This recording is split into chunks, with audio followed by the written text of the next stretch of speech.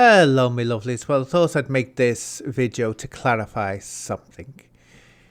Some people, egged on by a community post that Paddy Conroy did, are saying that I told Craig to lie to Paddy about Steve Wraith. You know the video I did where I said Craig, Hedgehog Man, what's his other names? Video Craig threw Steve Wraith under the bus and told Paddy Conroy what he wanted to hear. Well, people are saying that because I said he didn't have to do that, he could have just blamed it on the drugs. That somehow that means I was telling Craig to lie. Now let's get this clear. I wasn't telling Craig to lie at all. I was saying in that video, but didn't specify it, Craig was lying when he said that Steve Wraith told him to do that video about Davey Heslop.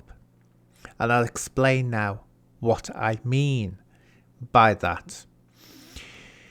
When Craig went to that shed, it was under duress. Shadowboxer confirmed that. He had no choice but to go there, and he must have been very, very nervous. So I have a tad of sympathy for him. Not much after what he did when he got there, but I have a tad of sympathy for him. He could have just turned around and said, no, I'll apologise online. If you don't like that enough, I'm not going to come down to your shed and be intimidated.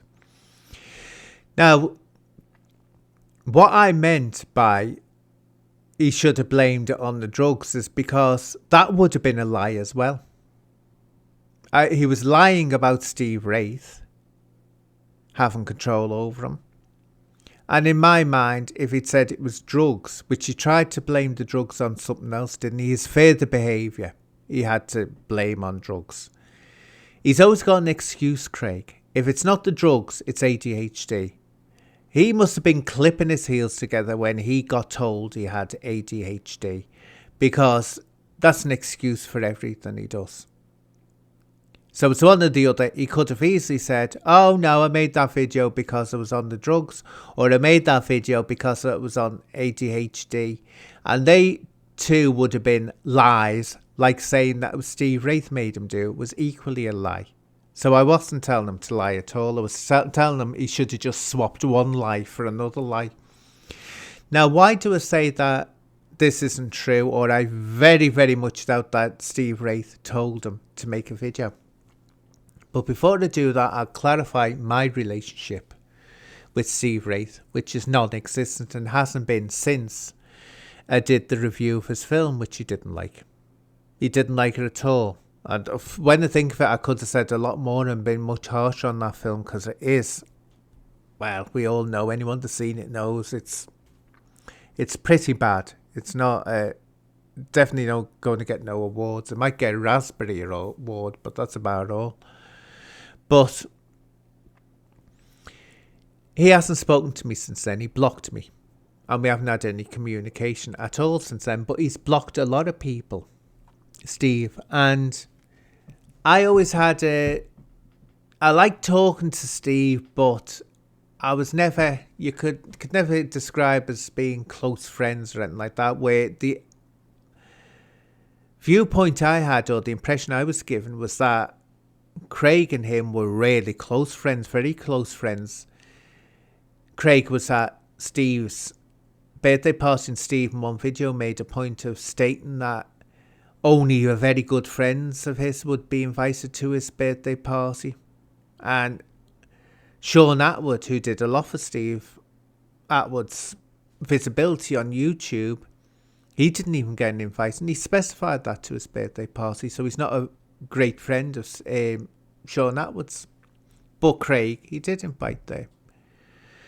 Now, as I say, I had to sort of like, I thought he was alright, spoke to him, but I never fully trusted him. And this is the first time I'm revealing this publicly. I never really trusted him, because of one thing, he tried to set me up twice.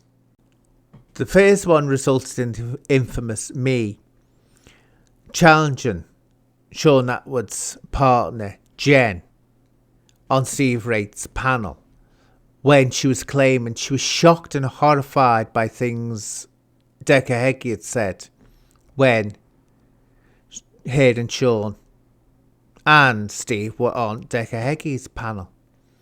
And I thought, I'm not having this. Why did I decide to pull them as vehemently as I did? Because I held nothing back. I really went for her and Sean. But especially her, because she was talking absolute bull. And I proved that she was the one who was actually encouraging him to say what he was saying and giggling. Then suddenly on Steve Ricci's claiming she was all shocked and, oh, innocent little virgin that she is. I don't think so. But what led to that panel was I suddenly got a message from Steve Wright saying, oh, I've got a panel on. Do you want to come on and talk about? And I forget what he was wanted to talk about. It was, domestic violence TV he wanted to talk about. And I said, what are you asking me to come on to talk about that for? I said, I'm no expert in DV. I said, yeah, I work for the police, but I said, it wasn't that I was any expert in one crime. And I couldn't work out why he wanted me on there, but he said he just wanted me on there.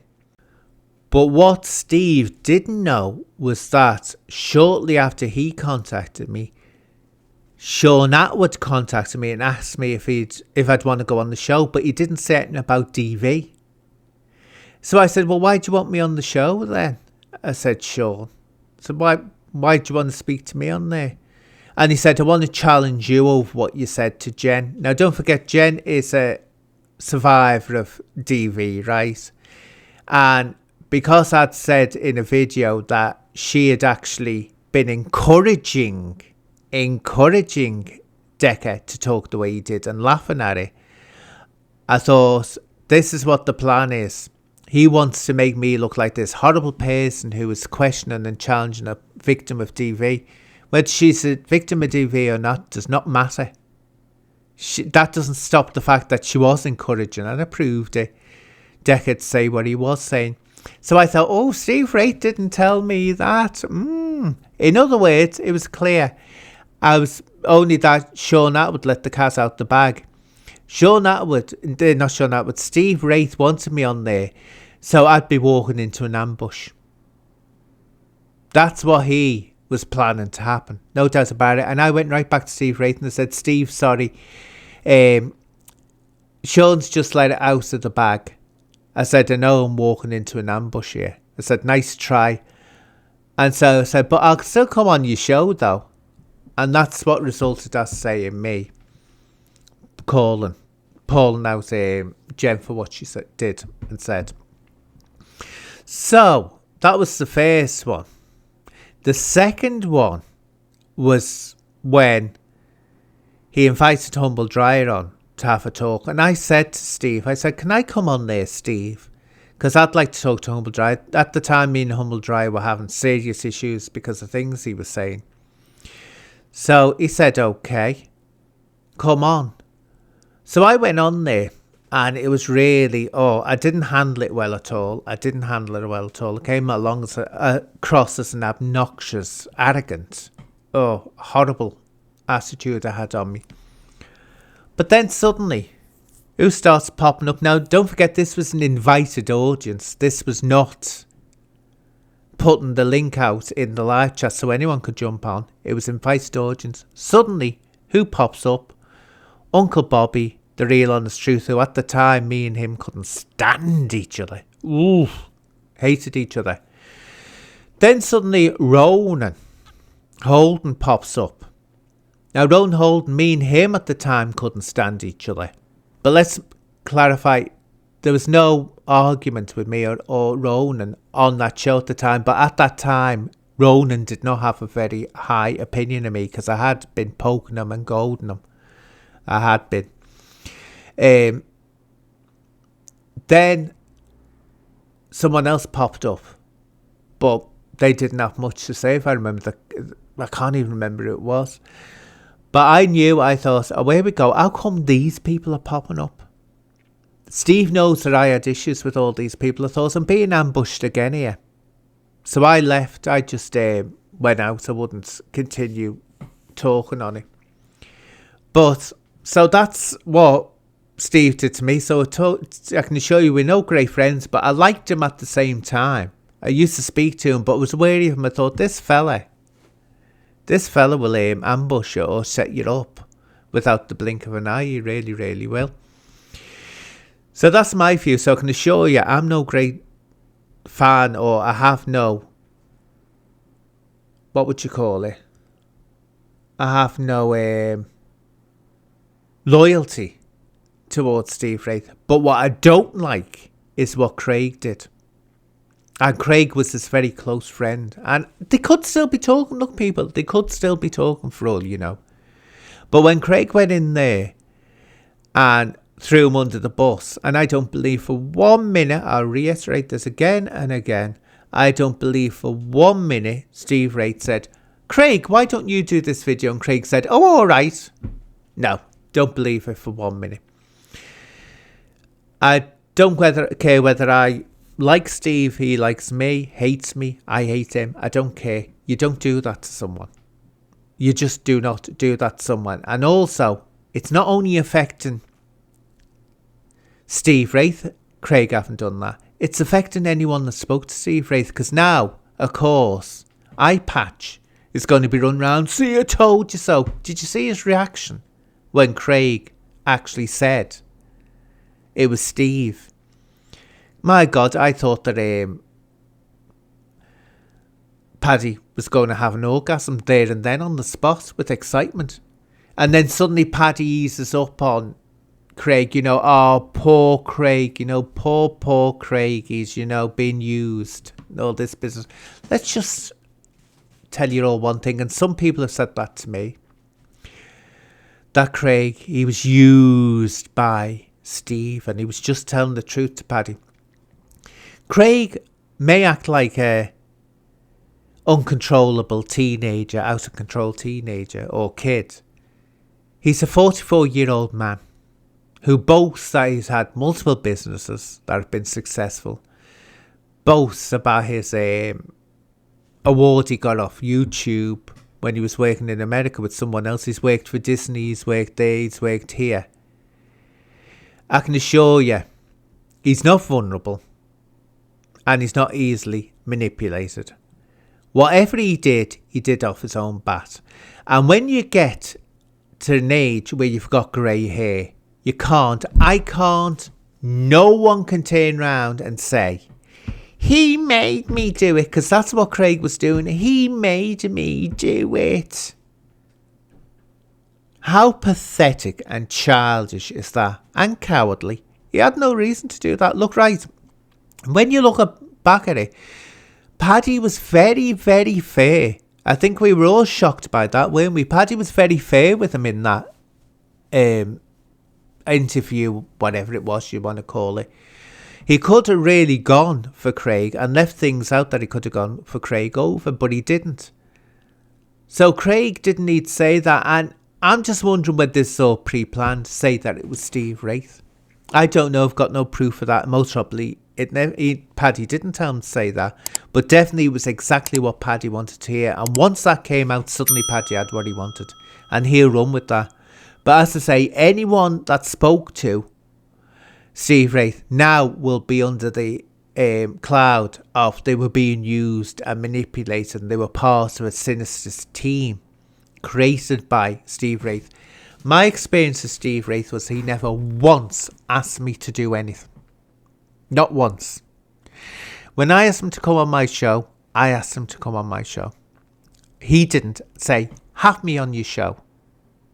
I don't know anyone else that can turn around and say, Steve Wraith told them to do stuff. So the fact that people were talking to Steve, the fact people were making videos about Steve, about Paddy, about Decker, that's on them. They did it. They can't blame him for it. They can't blame him for it. And as it stands now with Craig, well, I haven't spoken to Craig for quite a while. I started really drawing back when he did that mocking Scotty G. I thought it was so distasteful. I mean, I've always said about Craig, when Craig's being good, he's really good. He's very generous. He knows how to treat someone, you know, when you go out with him or whatever. But he's also got a very dark, and is a dark, sinister side, and I'd say very sadistic as well, side to him, which comes out now and again. Like the mocking Scotty G, when Scotty G is a vulnerable person. And he also started on this new fellow, was a Kung Fu Kev, who you can tell has got issues. And he's, you know, it's just not a nice side. So I started pulling away. I thought, this is bullying. I mean, it was out and out bullying, what he was doing. And let's not forget, he wasn't the only one. Other people were quite willing to join in with him on this, who should have known better, should have known a hell of a lot better. So when he went into the shed to talk to Paddy and he did that, that's the first thing I thought. I don't believe it. He's just turned around and tried to claim that as a 44-year-old man, he was told to do, well, he would have been 42 at the time, wouldn't he? He was told to do a video by Steve Wraith, and he clicked his heels together and said, yes, sir, I will do your video. Rubbish. And for all those that are saying that he is vulnerable and easily led, just let's ask you this. If that's true, you better let him go, or let him off with the attack that he did, with the horrible jokes he told, with the horrible song he sang, and other things he's done. I say, jeering and mocking vulnerable people like Scotty G and this Kung Fu Kev. You better let that go, because he's a vulnerable, innocent person. There might be someone manipulating him into doing that. See how it suddenly changed. 1 minute, Paddy's cult were all Craig and all this business, and going from saying what a horrible evil person was, now suddenly he's a vulnerable person. If there's any Svengali going around here, it's not Steve Wraith. It's Paddy Conroy in this situation. So I must say, if I met Craig, would I talk to him? Yeah, talk to him. Would I have him on alive again? If the situation arose and I felt comfortable, yeah, I would. But at the moment, it's like, I'm just very disappointed in him. I think he's got no backbone. He didn't have to do that. He really didn't, people, because Paddy wasn't going to lay into him. Paddy wouldn't have bounced him off the walls. You could tell that was obvious. He wasn't going to get violent with him. So why not just say, well, I did it to impress Paddy. Not impress Paddy, to impress Steve. If that's what it was, he wanted to impress Steve. And I'll just leave one thing. I'll end it here and with this.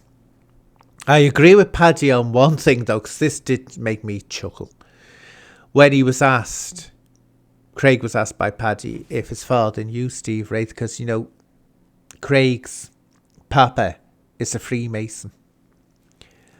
And Craig, straight away, no, it doesn't know, never met him. And Paddy was not taking that. He was not believing it. Too true. Oh, come on, Craig, are you kidding me? You've got Steve Wraith, who's the Grand Master of a lodge in the same city that your papa lives in. Your papa's a Freemason and he doesn't know who he is. Freemasons are like incestuous little lemmings all running round. I don't know what lemmings incestuous. That just came out of the top of my head. Sorry, my lovelies. I don't know. I don't mean to suggest that lemmings are deviants in that way, but that's what came into my head. But they're all running round. You know, everyone knows each other. Come on, give me a break. But leave that. But let's put it this way. I could go on more in this video, but I think it's gone on long enough.